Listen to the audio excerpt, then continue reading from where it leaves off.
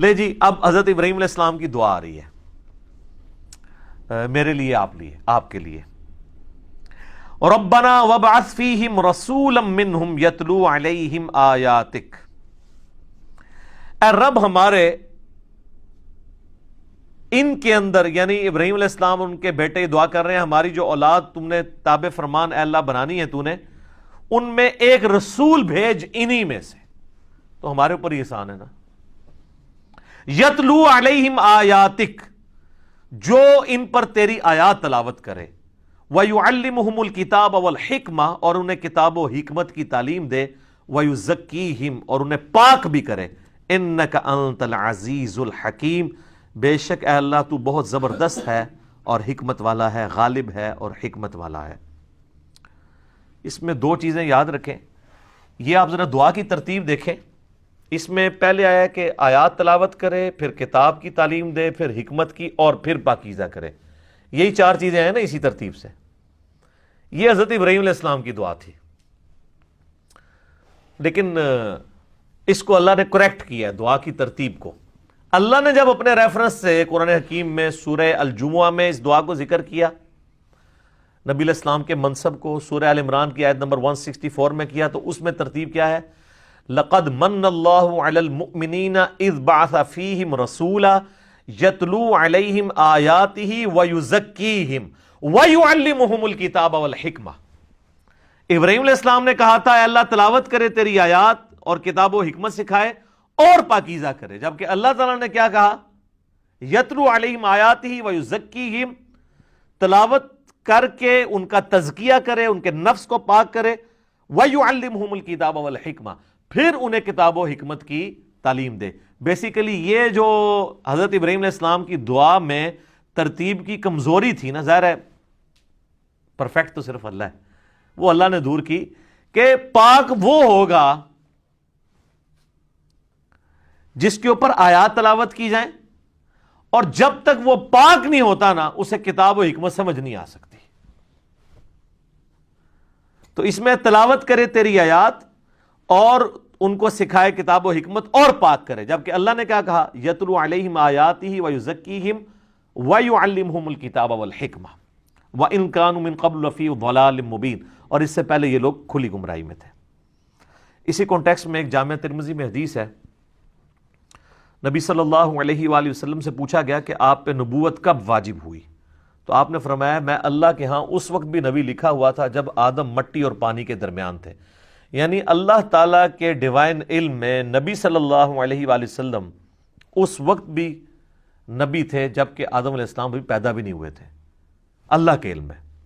اس کو سپورٹیو ایک حدیث ہے جو مسند امام احمد میں صحیح سند کے ساتھ ہے، اور سنن کبریٰ البیہقی کے اندر موجود ہے، دلائل النبوہ امام بیہقی کی کتاب کے اندر، المستدرک للحاکم کے اندر، صحیح ابن حبان کے اندر، کہ نبی علیہ السلام نے فرمایا میں اللہ کے ہاں اس وقت بھی خاتم النبیین لکھا ہوا تھا. اور یہ دونوں حدیثیں کنزیکٹیو مشکات میں نبی علیہ السلام کے فضائل کے چیپٹر میں بھی آپ کو مل جائیں گی. میں اللہ کے ہاں اس وقت بھی خاتم النبیین لکھا ہوا تھا جب آدم علیہ السلام مٹی اور پانی کے درمیان تھے. میں دعائے ابراہیم ہوں. یہ دعائے ابراہیم آ گئی. دعائے ابراہیم کیا ہے؟ سورۃ البقرہ آیت نمبر 129، ربنا وابعث فیہم رسولا، اے اللہ رسول بھیج دے. نبی علیہ السلام کی پیدائش کی، دنیا میں آنے کی دعا ابراہیم علیہ السلام نے کی ہے اور ان کے بیٹے اسماعیل نے. تو حضور نے کہا میں دعائے ابراہیم ہوں. اس کے آگے الفاظ ہیں میں دعائے ابراہیم ہوں، میں عیسیٰ کی بشارت ہوں، میں اپنی ماں کا وہ خواب ہوں جو انہوں نے پیدائش کے وقت دیکھا کہ ان کے لیے ایسا نور ظاہر ہوا جس سے شام کے محلات بھی روشن ہو گئے. نبی علیہ السلام کی والدہ نے حضور کی پیدائش کے وقت ایک نور دیکھا تھا، اور ان کو اللہ نے وہاں مکے میں بیٹھے ہوئے شام کے محلات، جو رومن امپائر سب سے بڑی اس وقت کی سپر پاور تھی، اس کا جو گڑھ آپ سمجھ لیں آج کے اعتبار سے وائٹ ہاؤس دکھا دیا. امریکہ ہے نا. تو آپ علیہ السلام کی والدہ کو بتا دیا گیا تھا کہ آپ کا جو آپ سے بیٹا پیدا ہو رہا ہے نا، یہ کوئی عام انسان نہیں ہوگا، شام کے محلات بھی جو ہے وہ مغلوب ہو جائیں گے، وہاں پہ بھی اللہ کا پیغام پہنچے گا. پھر لوگوں نے دیکھا ہے شام مسلمانوں کے پاس آیا ہے، حضرت عمر کے دور میں فتح ہوا ہے ٹل 1917 تک. یہ تو اب 100 سال گزرے ہیں نا، ہم سے چھن گیا. ورنہ مسلسل 1300 سال تک، بیچ میں ایک دو دفعہ رومنز آئے ہیں، وہ صلاح الدین ایوبی نے فتح کر لیا تھا دوبارہ، وہ شام مسلمانوں کے پاس ہی رہا ہے۔ ابھی بھی یہودی زبردستی یہ بات ہے، لیکن ان کا سٹیٹس بھی ہے کہ وہ بھی ڈر ڈر کے وہاں زندگی گزار رہے ہیں، فی الوقت نام کا ہی قبضہ ہے ان کا۔ یہ بھی انشاءاللہ آپ کو پتہ ہے 2023 کے اندر، یہ 2020 چل رہا ہے نا، 3 سال کے بعد ٹرکی سے پابندیاں اٹھنے والی ہیں۔ جو آپ کو پتہ ہے سلطنت عثمانیہ ٹوٹی تھی نا، پہلی جنگ عظیم میں جرمنی کا ساتھ دے دیا تھا ٹرکش نے، باقی سارے دوسری طرف تھے، چاہے وہ امریکہ ہو، برٹن ہو، فرانس ہو۔ تو پہلی جنگ عظیم میں جرمنی کو شکست ہوئی، اس کی وجہ سے ٹرکی بھی ٹکڑے ٹکڑے ہو گیا، ورنہ تو سب سے بڑی ریاست دنیا کی یہی تھی۔ پورا میڈیٹرینین سی کے اراؤنڈ جتنا کچھ ہے، یورپ اور ایشیا، یہ سب کچھ ان کے پاس تھا۔ عراق ان کے پاس تھا، حرمین ان کے پاس تھا، فلسطین سے لے کے مصر، الجزائر، یہ سارا آدھا سمجھ لیں افریقہ بر اعظم، یہ سب سلطنت عثمانیہ تھی۔ اتنی بڑی کوئی امپائر نہیں تھی، یہ ابھی ٹوٹی 1917 کے اندر جب یہ معاملہ ہوا، تو اس وقت بالفور ڈیکلیریشن ہوئی، جس میں یہ اجازت مل گئی ان کو کہ یہ آ کے یہودی یہاں پہ اپنی آبادکاری کر سکتے ہیں۔ اس وقت پھر کرتے کرتے 2025 کے اندر آپ کو پتا سعودی حکومت آ گئی تھی، 1925 میں، 1925 میں۔ 2023 کے اندر معاہدہ ہوا تھا 1923 میں، 2023 میں یہ 100 سال پورے ہونے ہیں۔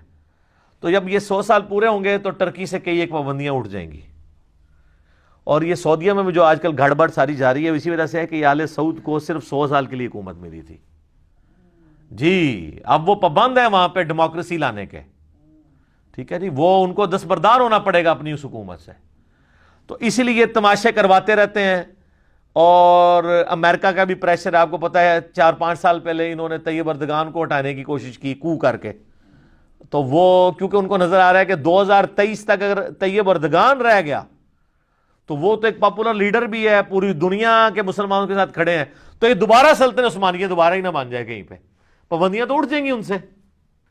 پھر ان کی اب پابندیوں کے ساتھ انہوں نے اکانومی اپنی کدھر لے گئے ہیں، اس وقت یورپ میں سب سے فاسٹسٹ گروئنگ اکانومی ان کی ہے، اور آپ دیکھیں دنیا میں مسلمانوں کے اوپر جب بھی برا وقت آتا ہے، باقی تو سارے بھیگی بلی بنے ہوتے ہیں، ابھی وہ پابندیاں اٹھی نہیں ہیں، تو آپ ان لوگوں کا کانفیڈنس لیول دیکھیں۔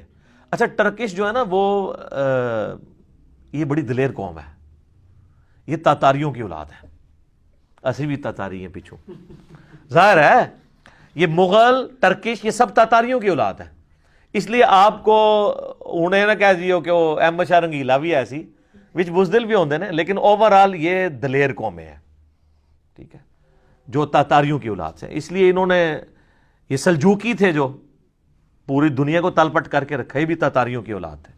ڈاکٹر اقبال نے اس لیے تو کہا نا کعبے کو مل گئے پاسماں صنم خانے سے، تو وہ تاتاریوں کے بارے میں ہی بات کر رہے تھے۔ تو یہ پابندیاں جب اٹھنی ہیں تو پھر ان کے لیے بن جانی ہے مصیبت۔ اللہ اکبر۔ تو یہ حدیث شریف میں وہاں سے شروع ہوا کہ شام کے محلات نبی علیہ السلام کی والدہ کے لیے شو ہو گئے۔ میرے بھائیوں، اس حدیث میں بھی اس بات کا اشارہ موجود ہے کہ نبی علیہ السلام کے جو والدین ہیں نا، ان کے بارے میں بالکل زبان درازی نہیں کرنی چاہیے۔ دیکھیں یہ کوئی چھوٹی معمولی واقعہ نہیں ہے، نبی علیہ السلام کی والدہ کو ایک پروٹوکول اللہ نے دیا ہے، وہ اہل فطرت میں سے۔ تو ایمان والدین مصطفیٰ کے حوالے سے اہل سنت کے ہاں کیا نظریات پائے جاتے ہیں، دلائل کے ہیں، مسئلہ 98 میرا ریکارڈڈ ہے، وہ آپ دیکھ سکتے ہیں، یہاں میں نے ایک ضمناً بات کر دی۔ سنن ابن ماجہ میں حدیث ہے 4091، یہ بڑی مشہور حدیث ہے کہ 4091 ہے یا 4019 ہے، دونوں میں سے ایک نمبر ہے، کہ نبی علیہ السلام فرمایا جب میری امت میں بے حیائی عام ہو جائے گی تو اللہ تعالیٰ آسمان سے طاعون اور دوسری قسم کے وبائی امراض نازل فرمائے گا لا علاج، جو تمہارے آباء و اجداد نے سنے بھی نہیں ہوں گے۔ تو ٹھیک ہے بے حیائی کے فتنے کی وجہ سے ہوگا، لیکن بے حیائی کا فتنہ صرف یورپ اور امریکہ میں تو نہیں ہے، ہمارے ملک میں نہیں ہے، وہ تو کافر ہو کے بے حیائی کر رہے ہیں، آپ تو مسلمان ہو کے یہ سارے کام کر رہے ہیں۔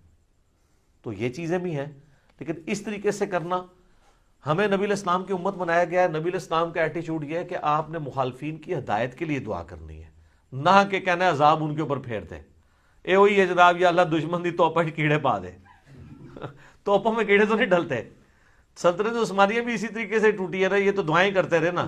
اور اس وقت کے علماء نے فتوے دیے کہ جی یہ اس میں جو گولا استعمال ہوتا ہے، اس میں فلاں کی چربی استعمال ہوتی ہے. انہوں نے لیٹسٹ اسلحہ مینیج نہیں کیا، حالانکہ سپر پاور تھی، 3 بر اعظموں میں پھیلی ہوئی تھی. یہ امریکہ یورپ تو کچھ بھی نہیں تھا سلطنت عثمانیہ کے مقابلے پہ، لیکن دیکھیں انہوں نے 30 سے زیادہ ٹکڑے کیے اس کے.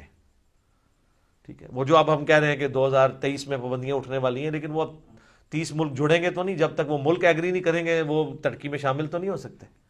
چلیں، باقی ہے کہ ٹرکی کو جو نہر سویز کے ایکویلنٹ وہاں پہ بھی جو ایک سمندری راستہ گزرتا ہے استنبول کے پاس سے، اس کا ٹیکس ملنا شروع ہو جائے گا، وہ ان کے لیے پھر ان کو تیل نکالنے کی اجازت مل جائے گی، تو ٹاپ پہ یورپین اکانومی میں ٹرکی آ جائے گا انشاءاللہ. ہماری دعا ہے اگر یہ ہمارا یہ اس وقت کا جو حکمران ہے اردگان وہاں پہ رہتے ہیں تو انشاءاللہ پوری دنیا کے مسلمانوں کے لیے ٹرکی جو ہے وہ ایک سمجھ لیں کہ بہت بڑا ایک دنیاوی طور پہ اللہ تعالیٰ کی طرف سے ایک امید کی کرن ہے. تو وہ معاملہ علیحدہ ہے، لیکن یہ جس طریقے سے علماء ٹریٹ کر رہے ہیں اس کی وجہ سے پھر جو سیکولرز کو موقع ملتا ہے وہ خوب ان کا مذاق اڑاتے ہیں. وہ کہتے ہیں نہیں دیکھ لو مولویوں کی اپروچ یہ ہے، نہ یہ کوئی دوائی بنا سکتے ہیں، نہ یہ کوئی دعا صحیح طریقے سے. اور یار دعا ہی نہیں تسی صحیح طریقے نہ کرا سکتے، دوائی تو تہاڈے کول نہیں بننی، دعا بھی نہیں تانوں کروانی آندی، کیڑی دعاواں کروا رہے ہو؟ کیا آپ لوگ میسج دے رہے ہیں؟ سیکولرز پہلے دین سے متنفر ہیں، پھر آپ کا یہ ایٹیچیوڈ اور اس طرح کی، اور پھر دیکھ لیں اللہ معافی دے ان لوگوں کے گلے پھاڑنے دیکھیں، اور ان لوگوں کا دین کا نالج کا کلیم کرنا دیکھیں، اور یہ اس میں سے نکال رہے ہیں. یہ ان لوگوں کی حالت ہے. اور آپ نے دیکھا پچھلے دنوں ایک لسٹ بھی جاری ہوئی ہے most popular leader in Muslim world, ان میں پہلے نمبر پہ طیب اردگان کا نام ہے. اور دیکھ لیں آپ مسلسل آلموسٹ آپ سمجھ لیں 20 سالوں سے وہ گورنمنٹ کے اندر ہی ہیں. اس بندے کا آپ اگر بلٹ اپ دیکھیں، جا کے آپ ویکیپیڈیا پہ لکھیں تو آپ کو پتہ چل جائے گا. اس وقت ان کی آلموسٹ 65 ایئرز ایج ہے، اور یہ پہلے استنبول کے میئر منتخب ہوئے تھے. استنبول کا 40 سال پرانا مسئلہ تھا پانی کا، انہوں نے وہ حل کیا. اس سے پھر آہستہ آہستہ انہوں نے اپنی وہ جسٹس اینڈ ڈیولپمنٹ پارٹی بنائی. ایک ہماری بھی پی ٹی آئی ہے، ایک وہ بھی پی ٹی آئی ہے. آپ فرق دیکھ لیں. اور انہوں نے ڈیلیور کیا. قومی ہیرو ہیں. کسی نے سوچا تھا جس طرح پاکستان میں اسٹیبلشمنٹ سٹرانگ ہے نا، اسی طریقے سے ٹرکی میں تھی. لیکن آپ دیکھ لیں جب چند لوگوں نے ایکسٹرا جوڈیشل طریقے سے گورنمنٹ کا تختہ الٹنے کی، مارشل لا لگانے کی اور بدماشی سے حکومت پہ قبضہ کرنے کی کوشش کی ہے، تو عوام ٹینکوں کے آگے لیٹی ہے. اور مسجدوں سے جناب اعلانات ہوئے ہیں کہ نہیں کریں گے. تو سر یہ پھر لیڈر اپنا آپ بنواتا ہے نا. یہاں سارے لوگ اردگان بننے کی کوشش کرتے ہیں، پہلے آپ اپنے کرتوت تو دیکھیں. ہمارے لیڈرز کے اس طرح کرتوت ہیں کہ لوگ ان کے لیے سڑکوں پہ نکلیں گے؟ بالکل ایسا نہیں ہوگا. اور سر وہ لیڈرز تو آپ کے لوگوں کو مانتے ہیں. وہ کہتا ہے میرا روحانی مرشد مولانا مودودی ہیں رحمہ اللہ تعالیٰ. اچھا آپ کو پتا ہے یہ عرب اور عجب کا جو کنفلکٹ ہے نا، یہ آج تک جاری ہے. ٹرکی عربیوں سے نفرت کرتے ہیں. وہ یہ سمجھتے ہیں کہ سلطنت عثمانیہ کے توڑنے میں عربیوں کا ہاتھ ہے. اسی وجہ سے ٹرکی کا جھکاؤ ایران کی طرف ہے. ملیشیا بھی چونکہ عجم میں ہی آتا ہے نا جی، ادر دین عرب. حالانکہ ایسا نہیں ہونا چاہیے، یہ فرق نہیں ہونا چاہیے. ویسے تو ہم حدیث بار بار سناتے ہیں مسند احمد کی حجۃ الوداع کا خطبہ کہ کسی عربی کو اجمی پر، کسی اجمی کو عربی پہ فوقیت حاصل نہیں ہے مگر تقوی کی بنیاد کے اوپر. لیکن اب ڈویژنز ہماری اسی طریقے سے ہوئی ہیں. ایک طرف چلے جائیں دوسری پارٹی ناراض ہو جاتی ہے، اور وہ ناراض ہونے والے بھی مسلمان ہی ہوتے ہیں. دوسری طرف چلے جائیں وہ پہلی پارٹی ناراض ہو جاتی ہے، وہ بھی مسلمان ہوتے ہیں. تو طیب اردگان نے جس طریقے سے سٹانس لیا ہے وہ ٹرک خون کے اندر وہ چیز شامل ہے. ہمیں ٹرکی سے بھی لوگ رابطہ کرتے ہیں، میرے اپنے بھی کئی جاننے والے وہاں پہ جابز کر رہے ہیں. وہ بتاتے ہیں کہ یعنی جو خلافت و ملوکیت کا کنسیپٹ ہے نا، یہ ٹرک کے لوگوں کو بہت کلیئر ہے. کئی لوگوں نے رابطہ کیا، انہوں نے کہا اگر آپ کی ویڈیوز ٹرک میں ڈبنگ ہو جائیں تو وہ تو یہ جو آپ بات کر رہے ہیں نا، جس ٹاپک پہ آپ بول رہے ہیں بنو امیہ کے اوپر اور اہل بیت کے دفاع میں، یہ تو وہ لوگ آلریڈی اس چیز کے اوپر ہیں. ویسے بھی آپ کو پتا ہے نا وہاں آلموسٹ 99% ہی سنی ہے، اور سنیوں میں بھی حنفی اسکول آف تھاٹ ہے. لیکن ان کے اندر یہ والی حنفیت نہیں ہے کہ ان کے اندر بغض پایا جاتا ہو دوسروں کا. یہ حنفی یہاں کے تو کہتے ہیں امام کعبہ کے پیچھے نماز نہیں ہوتی ہے، ٹھیک ہے، تو وہ ہمارے ساتھ کھڑے ہو کے نماز پڑھ رہے ہوتے ہیں، یہاں پہ ایک دوسرے کے پیچھے نمازیں پڑھتے ہیں. آپ دیکھ لیں جناب مصر میں صدر مرسی کے اوپر جب وہ جو معاملہ ہوا تو سب سے دلیرانہ بیان کس کا تھا؟ طیب اردگان کا. اس نے پورے ملک میں غائبانہ نماز جنازہ کروائے تھے. ہم نے کوئی کروایا ادھر؟ ویسے ہم کہتے ہیں پاکستان جو ہے وہ اسلام کا قلعہ ہے، خالی کہنے سے نہیں بنے گا. ہمیں یاد ہے ہم جب مطالعہ پاکستان پڑھا کرتے تھے نا میٹرک لیول کے اوپر، تو آپ نے ایک تنظیم کا نام سنا ہوگا RCD، جس میں ایران، ٹرکی اور پاکستان شامل تھا، جوائنٹ. پھر بعد میں افغانستان کو بھی ایڈ کیا گیا.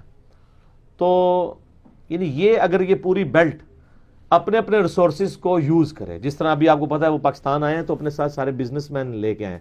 پہلی دفعہ ہوا ہے کہ کسی حکمران نے پاکستان میں آ کے اپنے ساتھ بزنس مین ساتھ لے کے آئے کہ یہاں پہ ہم ان کے ساتھ معاہدے کریں. ابھی تک تو ہم یہ کہتے تھے ہمیں جو ہے وہ چندہ ہی مل جائے. چندے تو وقتی طور پہ ہوتے ہیں، کھا کے ختم کر دیں گے، پھر اتارنے بھی ہوں گے.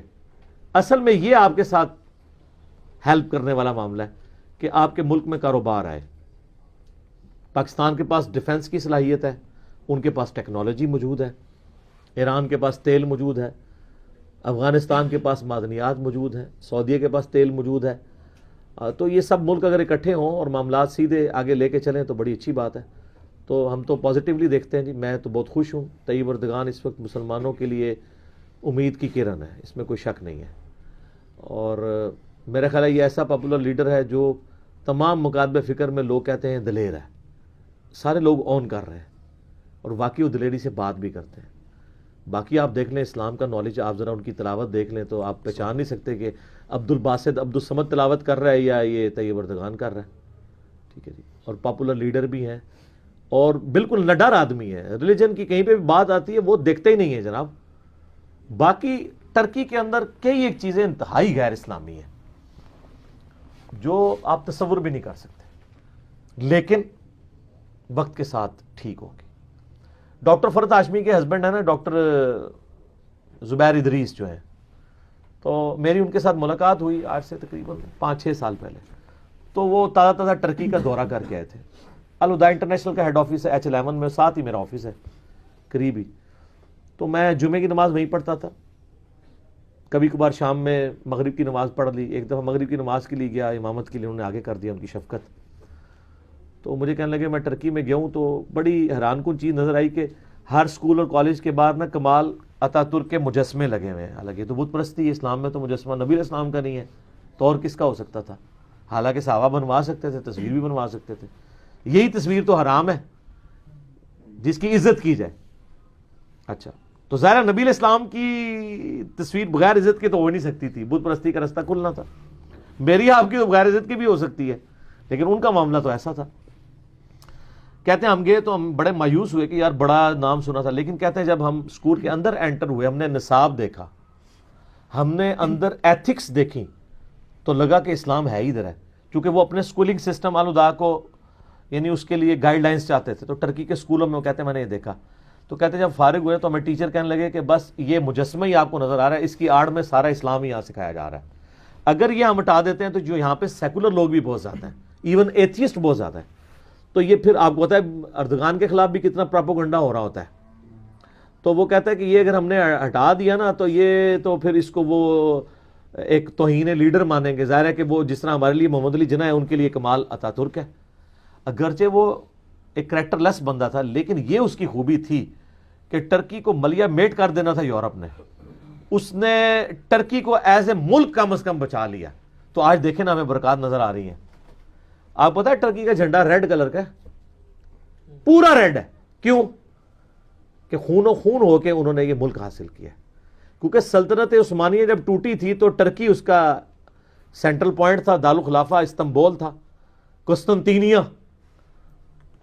جو سینکڑوں سال تک رومن امپائر کا دارالخلافہ رہا ہے، مسلمانوں نے ان سے چھین کے اس کا نام ہی استنبول، اسلام کا گڑھ، یا اردو میں اسلام آباد رکھ دیا ہے. تو ان کو تو ابھی تک نہیں وہ غصہ جا رہا. تو انہوں نے کہا تھا ہم ان کی اینٹ سے اینٹ بجا دیں گے، ان کا نام و نشان دنیا سے مٹا دیں گے. تو اس وقت کچھ میئر اس نے لیے ایسے میئرز کے جس کی وجہ سے فی الحال یعنی حکمت کے طور پر ٹرکی کی ایز اے نیشن اس کو بچا لیا جائے. اس کی وجہ سے اس نے بڑے اینٹی اسلامک کام بھی کیے، عربی رسم الخط ختم کر دیا، اس طریقے سے مسجدوں پہ پابندیاں اور قرآن حکیم کے حوالے سے پابندیاں، یہ ساری چیزیں لگائیں. وقتی طور پہ تو ظاہر اسلام تو دلوں سے آپ ختم نہیں کر سکتے نا. آپ دیکھ لیں یہ رشین سٹیٹس آزاد ہوئی ہیں، 90 سال تک مسجدوں پہ تالے رہے ہیں، آج آپ دیکھیں مسجدیں وہاں پہ دوبارہ آباد ہو گئی ہیں، اتنی بڑی بڑی مسجدیں سعودیہ نے بنوائی ہیں، قرآن کے ترجمے وہاں پہ جو ہے وہ مل رہے ہیں لوگوں کو. یہ اس حوالے سے سعودی عرب پاکستان کی وہ کنٹریبیوشن نہیں ہے جو سعودی عرب کی ہے، اپنے مال کے ذریعے انہوں نے اسلام کی وہ خدمت کی ہے، ہر حاجی کو اس کی زبان میں دیتے ہیں. آپ ذرا امیجن کریں پوری دنیا میں مسلمان کی یہ خواہش تو ہوتی میں حج کرنے جاؤں گا، جب وہ حج کرنے جاتا ہے اور وہاں سے قرآن کا ترجمہ اس کو اپنی لینگویج میں ملتا ہے تو اس کو یہ پتہ چلتا ہے کہ سینٹرل پوائنٹ یہ ہے اسلام کا، مکہ اور مدینہ، اور یہی ریلیجن اصل ریلیجن ہے. ورنہ جس طرح قادیانیت نے پنجے گھاڑنے کی کوشش کی تھی ان رشین سٹیٹس میں تو معاملہ تلپٹ ہو جانا تھا. لیکن اس وقت ان سٹیٹس کے اندر جو مفتی اعظم ہیں زیادہ تر تو وہ عرب سے گئے ہوئے ہیں، مدینہ یونیورسٹی کے یا ام القریٰ یونیورسٹی کے، اور وہ ان کو سپورٹ کرتے ہیں، ان کو فائنینشیل سپورٹ کرتے ہیں. یہ بہت بڑی نعمت ہے، اس لحاظ سے میں سعودی عرب کی تعریف کرتا ہوں. باقی وہاں پہ جو فریڈم آف ایکسپریشن کے اوپر پابندی ہے وہ ہم ظاہر اختلاف رائے کرتے ہیں. تو ٹرکی بھی بہت بڑی نعمت ہے اس وقت مسلمانوں کے لیے، اور آپ کو پتہ ہے یہ عنقریب پابندی بھی اٹھنے والی ہے انشاءاللہ تعالیٰ ٹرکی سے، وہ جو 100 سال والی پابندی تھی نا، اور اسی کی وجہ سے یہ بڑے ان کے پیٹ میں مروڑ ہے، اور یہ چاہتے اسی لیے انہوں نے کو کروانے کی بھی کوشش اس وقت کی تھی کہ دوبارہ سے ان کو دھکیل دیا جائے. لیکن اللہ تعالیٰ نے اپنا غلبہ کروانا ہوتا ہے الحمدللہ، اور امید ہے اب جو ریولوشن آئے گی وہ عجم سے ہی آئے گی. ڈاکٹر سراج صاحب جو کہتے تھے نا کہ اللہ کے عذاب کا کوڑا پہلا عربیوں پہ پڑے گا، اس لیے کہ ان کی زبان میں قرآن آیا تھا. اجمیوں کو تو بینیفٹ آف ڈاؤٹ پھر بھی مل سکتا ہے، عربیوں کو نہیں. اور یہ اب ساری ریولوشن عجم سے اٹھنی ہے انشاءاللہ تعالی، اور عربی بھی اس کا حصہ بنے گا.